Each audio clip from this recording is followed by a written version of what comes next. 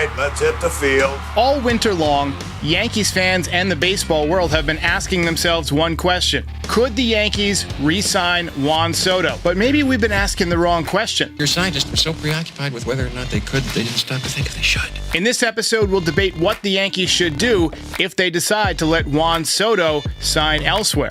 Get your comments and takes ready. This is Pinstripe Territory. Just wanted to talk, that's all.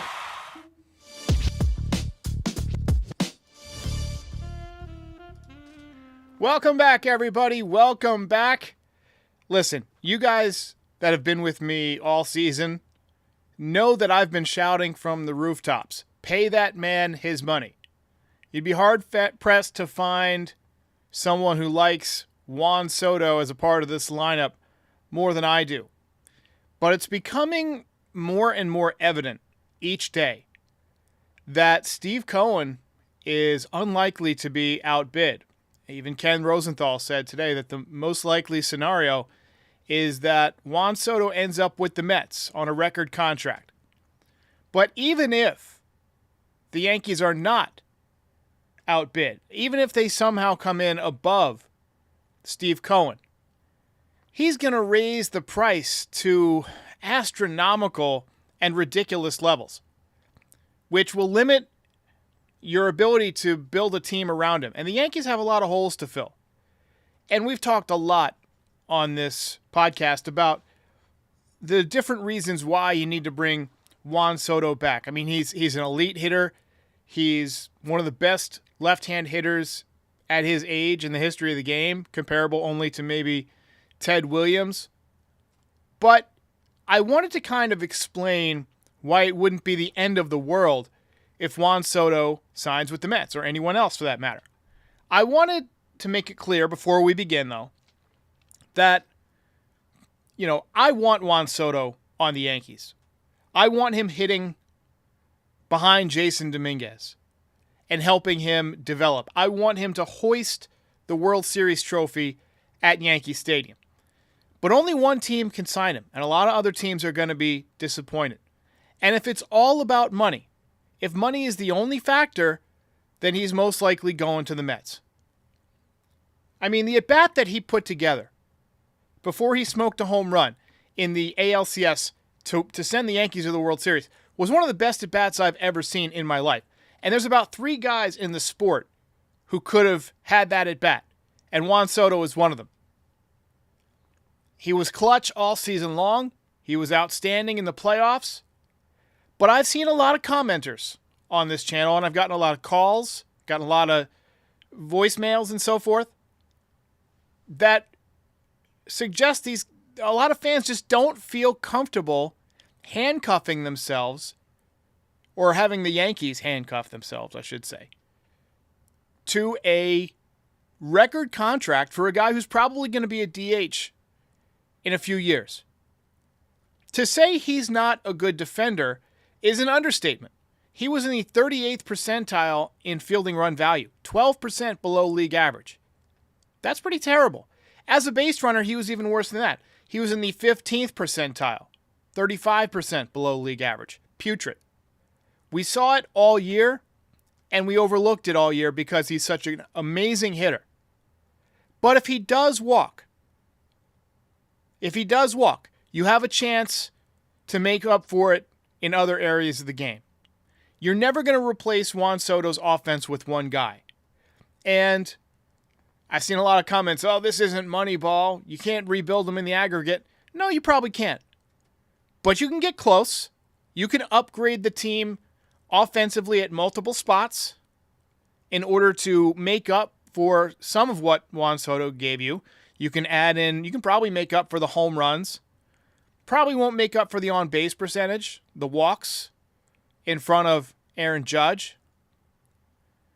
So it'll cut down on Judge's RBI total. But the good news is you can fill in a lot of different spots and sort of recraft the way this team looks. Now, you can make the argument that they're already getting better offensively by swapping out Alex Verdugo for Jason Dominguez. If Dominguez stays healthy, and I think he will, he's going to hit 25 home runs and steal 30 bases. No doubt in my mind. I would bet my house on that if Jason Dominguez plays, let's say 140 games, they'll give him one IL trip. He's going to hit 25 home runs, going to steal 30 bags. The Yankees can absolutely also get better at first base next year. I expect an upgrade there. Christian Walker, he was hurt all year. Well, I wouldn't say all year. He battled back from an oblique injury, and it kind of hampered him a little bit, but he still had an 803 OPS. He's 1 year removed from 33 home runs. Pete Alonso, talk more about him in a minute. Another power threat that's out there for the taking. Cody Bellinger, possibly available. You got options at first. At second base, Gleyber Torres was only 7% above league average as an offensive player. And he was well below average as a base runner and as a defender. So just by putting a league average hitter who's competent on the bases and at second base, you improve. You improve. Year 2 of Jazz Chisholm should be pretty good. His swing was made for Yankee Stadium, and hopefully the adjustment period is over. And, his power went up drastically after becoming a Yankee. Austin Wells is a good bet to take an offensive leap forward next year. He was great for a couple of months. He's got an amazing swing. Finished third in the Rookie of the Year voting. I think he ran out of gas a little bit down the stretch. So, if the Yankees lose Juan Soto, they've got some work to do. But you can still win without Juan Soto. The Dodgers proved that this year. The Padres proved that this year. They lost Juan Soto, they got better. So let's talk a little bit about some of the potential targets that the Yankees could consider, because they've got some holes to fill. And I've added a few names to this trade list as we look at these options here. Let's talk about first base, just to start out. Christian Walker, already been linked to the Yankees this offseason. He's got power. He's a really good defender in the 91st percentile. Let's take a look at his StatCast numbers real quick. Just go ahead and share those with you. He is in the 72nd percentile of batting run value. His xWOBA was terrific. Average exit velocity, terrific. Hard hit percentage, bat speed, all outstanding. Walk percentage, really good player. Really good player. But he's also got his drawbacks too. I'm not a huge fan of signing guys in their mid-30s. I'm just not. And he's going to be 34. He had an oblique injury this year. Was that the beginning of him breaking down? Quite possibly. And he wouldn't be the first guy to start breaking down around 33 years old. He's also right-handed. And ideally, you'd like to replace a left-handed hitting first baseman with a left-handed hitting first baseman. You just lost 3 lefty bats. You lost Rizzo, Verdugo, and in this scenario, Juan Soto. So I'm not sure that he's a great fit. Pete Alonso, very similar. Also not the best fit. Put up his StatCast numbers too. You see the batting run value in the 84th percentile, but the base running value and the fielding run value both horrific. He's a guaranteed 30-plus home runs a year. 34 this year, 46 the year before, 40 the year before that. But he does nothing to move the needle defensively or on the bases. He was in the 11th percentile as a defensive first baseman. So 89% of first basemen are better defensively than he is. And in terms of base running, we don't need any more god-awful base runners. Okay? Another guy who could be a decent fit, and we just mentioned him a minute ago, is Cody Bellinger. Now, he is not a free agent. He would require a trade, and that's not a guarantee because the Cubs are still trying to contend. So, let's take a look at Bellinger real quick while we've got this up here.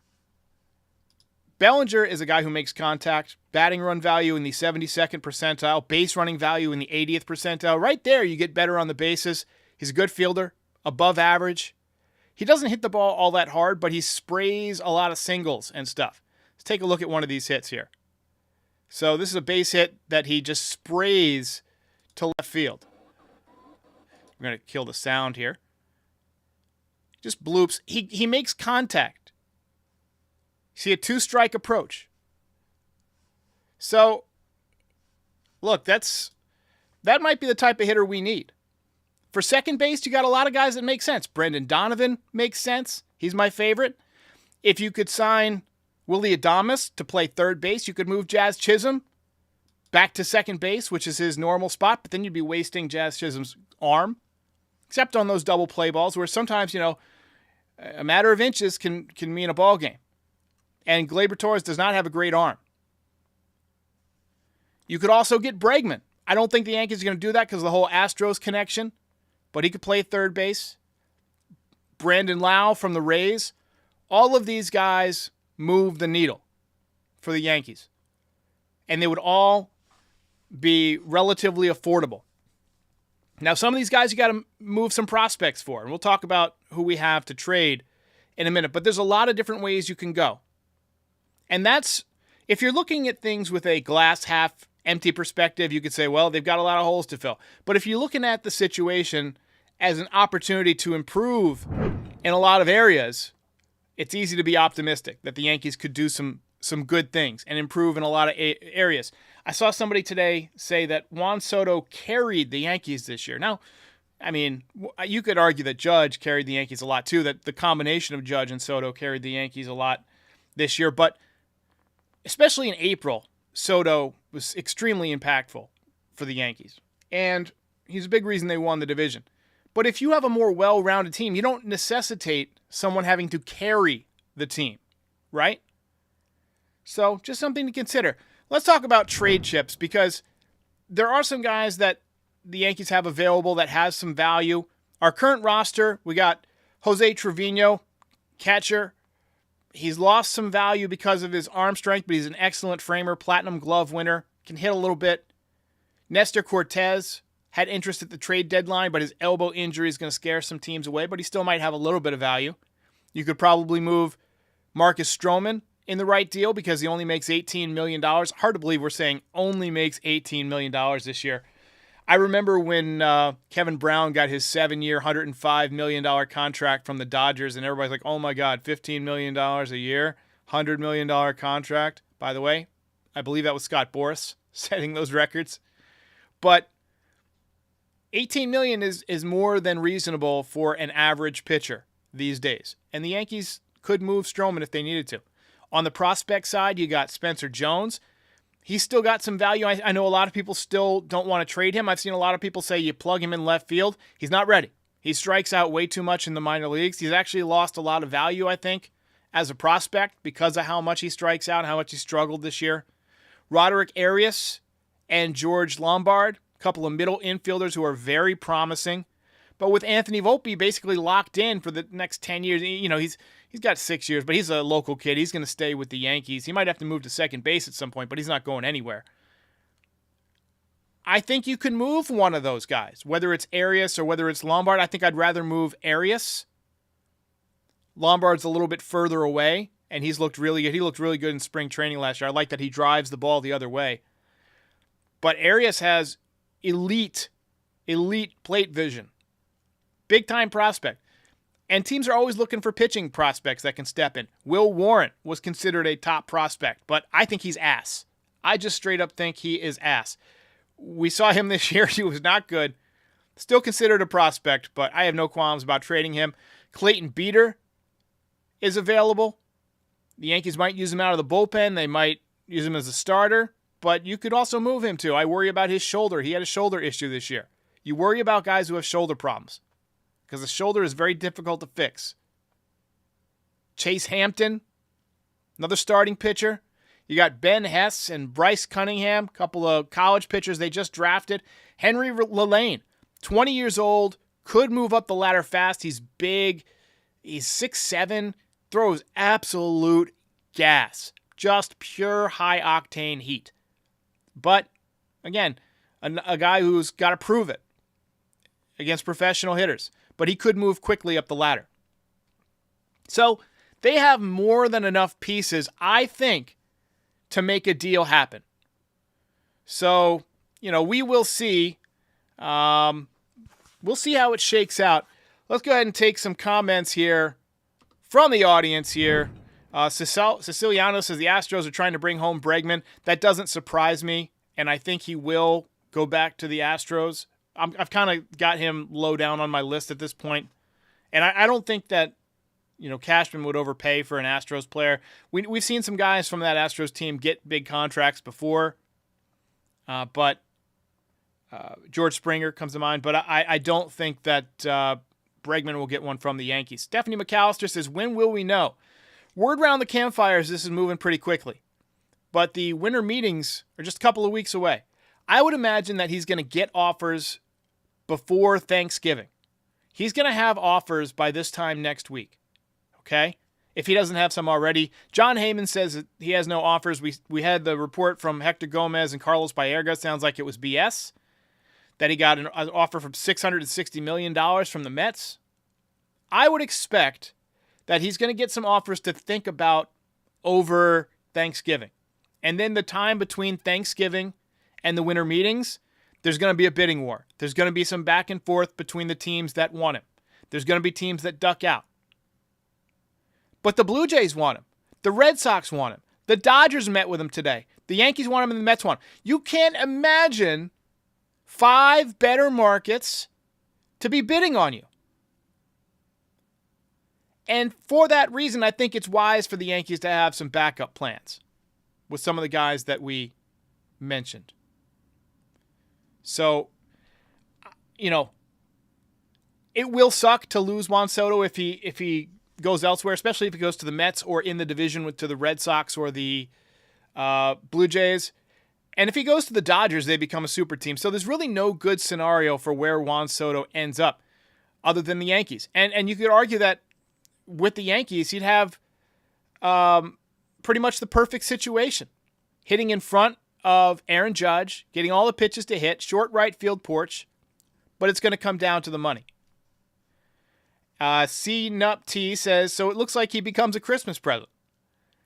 I think it'll be done well before Christmas. I think it'll be done in early December. Teams want to know where this contract is so that other players can move.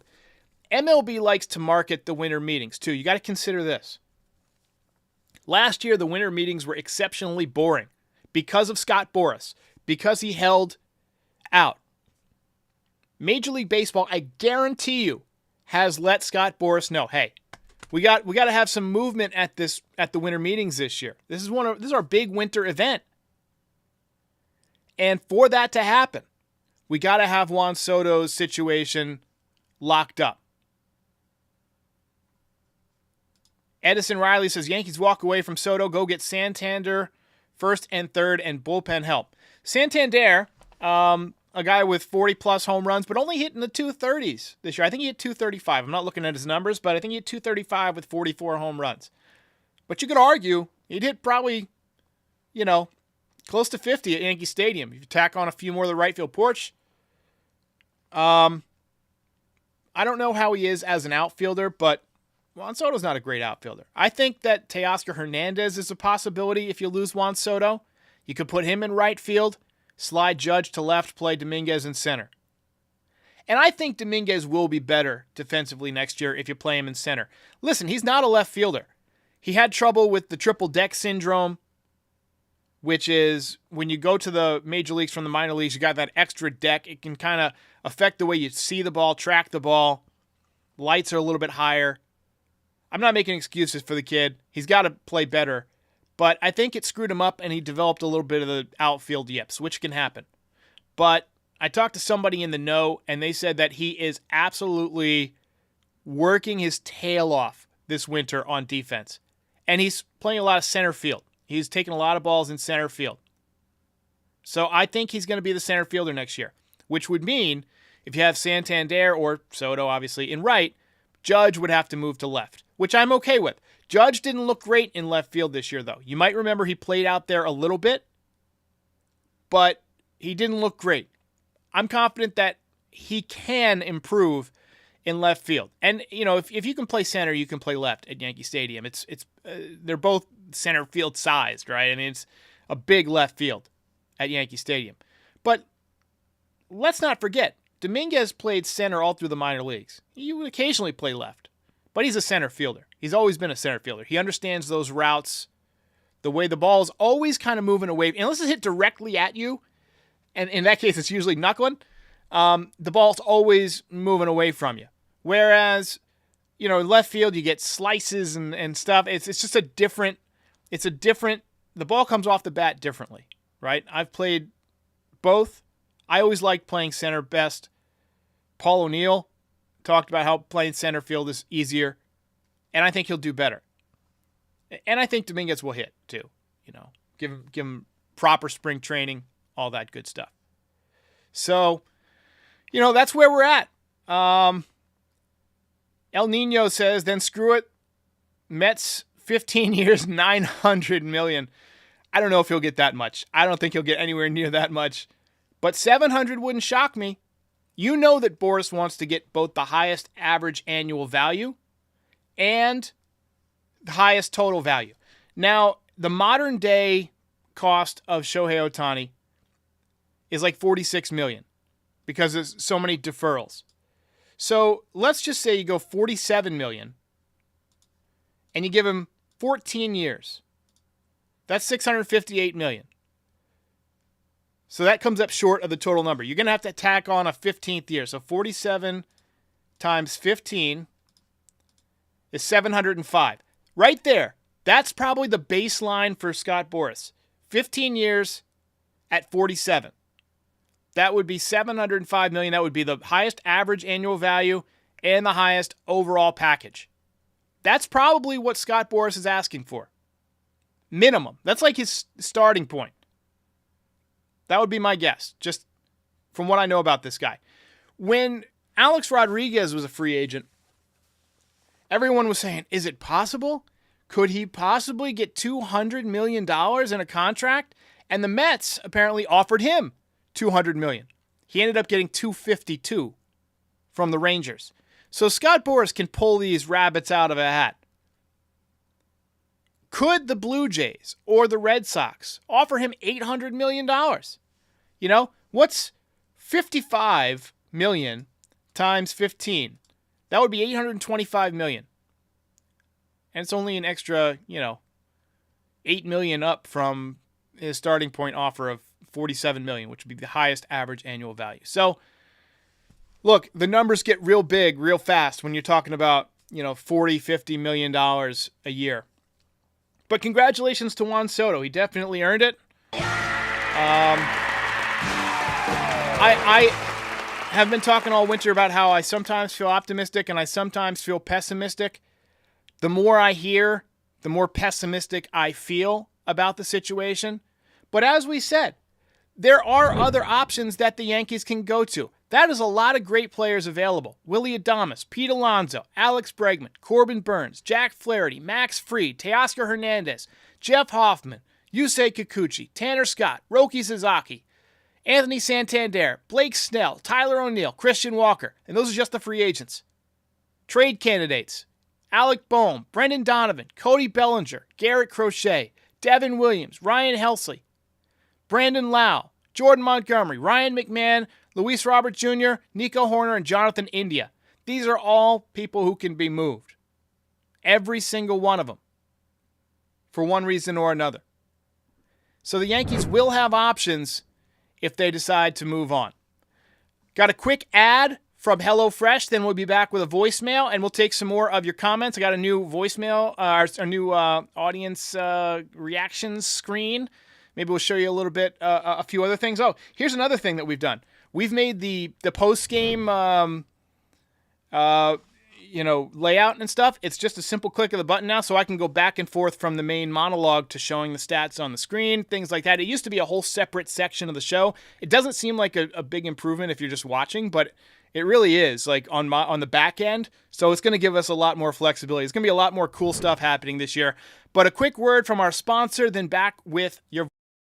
I love a great deal, but I'm not going to run sprints in the outfield just to save a few bucks. It's got to be easy. With Mint Mobile, it really is that easy to get wireless for just $15 a month when you purchase a 3-month plan. The best part? Purchase and activation are super simple.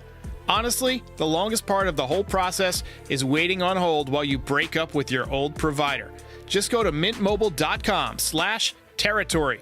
Right now, all of their 3-month plans are only $15 a month, and that includes the unlimited plan. And all of their plans come with high-speed data, unlimited talk and text on the nation's largest 5G network. You can even use your own phone with any Mint Mobile plan and bring your current number along with all your contacts. So, if you want to get this new customer offer and your first 3 months of premium wireless for just $15 a month, go to mintmobile.com/territory. That's mintmobile.com/territory. Cut your wireless bill down to just $15 a month with Mint Mobile.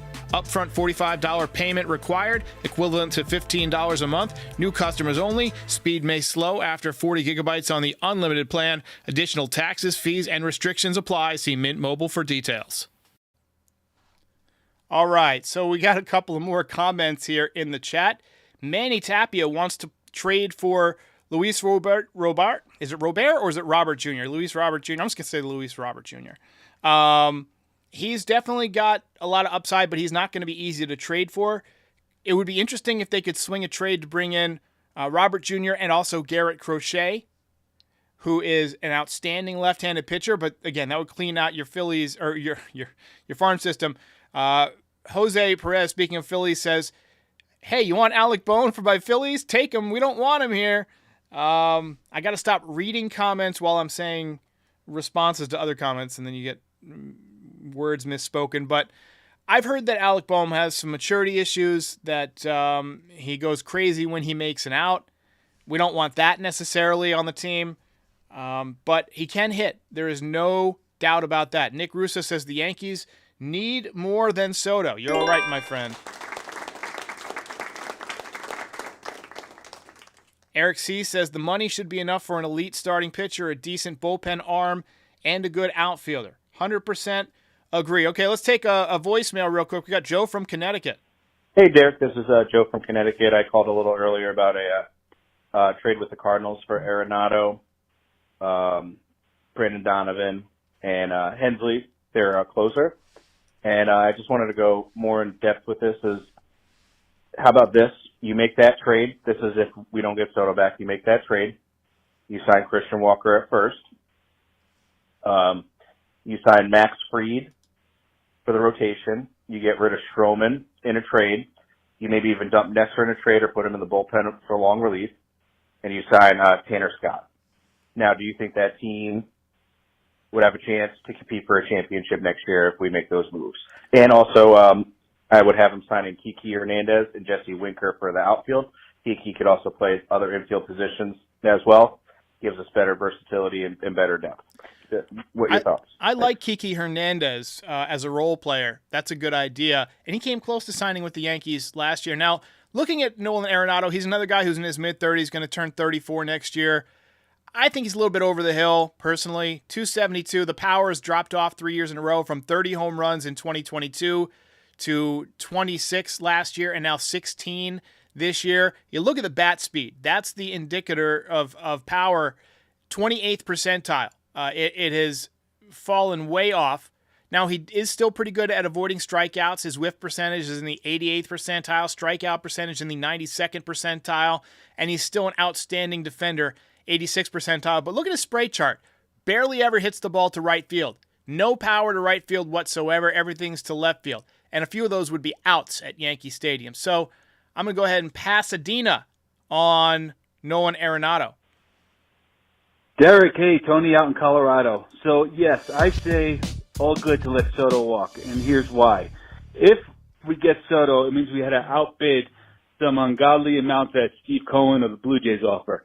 And 8 years from now, when we're talking about what the Yankees can or can't do, we're going to be talking about the Soto contract and how that's going to hold us back. Number one. Number two, I don't think he's going to age that well. Like you said, he's one-dimensional now. He's going to be a liability in the field. He's already got the outfield all jacked up. And if you look at the way he bats, he's squatting down all the time, shuffling.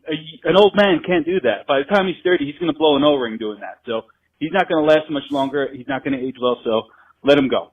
That being said, I do hope he signs with the Yankees because I really like him. Salud. Yeah, I think we're all in agreement. Juan Soto is a generational talent. He's got amazing ability offensively, but he's going to be a DH within 5 years. Now, luckily, within 5 years, the Yankees are going to have an opening at DH because Stanton's only got a few years left on his contract. So, what can Soto give you through his 20s? That's all we're asking. For him to play right field through his 20s, to get better at playing right field. Maybe he can work with somebody like Paul O'Neill, who played for all those years out there. Granted, different stadium, but same dimensions, same kind of layout. Maybe he can get better at playing the outfield. But he's not going to get much better at base running, and he's not very fast. So, be interesting to see how it shakes out. All right, ladies and gentlemen, thanks for watching. We'll be back with news whenever it breaks. Also planning a show for Sunday. I'm going to go check out the new Gladiator movie this Friday night, so hopefully there's no big news breaking this Friday night. But thanks for watching once again. Like, subscribe, all that good stuff. Call into the voicemail. You could be on next show, 718-899-1068. Let me know in the comments whether or not you want to keep Soto or let him walk. I'll see you next time. Ball game over. If you enjoyed this video, please drop a like and give us a subscribe. It helps other Yankees fans find the channel. We're also on all your favorite podcast platforms and social media. Join the community, have some fun. We're here after every game. This is Pinstripe Territory.